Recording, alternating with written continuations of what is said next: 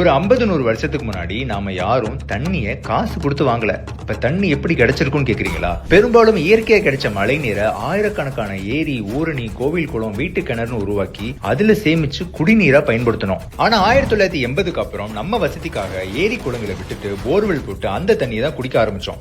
எல்லாருமே போர் போட்டா என்னங்க ஆகும்? நிலத்தடி நீர் கீழே போக போக தண்ணியில உப்புத்தன்மைன்னு சொல்லப்படுற டிடிஎஸ் அதிகமாச்சு. அர்சனிக் போன்ற கெமிக்கல்ஸும் கலந்து தண்ணியை இப்ப வாயிலே வைக்க முடியல. இதனால நாம எல்லாரும் தண்ணி கேனுக்கு காசு கொடுத்து மாறணும். தண்ணி கேனும் போர் வாட்டர் தான். ஆனா அதை ஆர்ஓ மூலமா அதோட டிடிஎஸ் கெமிக்கல்ஸ் எல்லாம் எடுக்கிறேன்ற ப்ராசஸ்ல மினரல்ஸ் எடுத்துட்டு சத்தே இல்லாத ஒரு டெட் வாட்டர் தான் இப்ப நாம குடிச்சிட்டு இருக்கோம். இதெல்லாம் பார்க்கும்போது ஒரு சுத்தமான தண்ணி அதே நேரம் காசு கொடுக்காம குடிக்கணும்னா அது மழைநீர் மட்டும்தாங்க.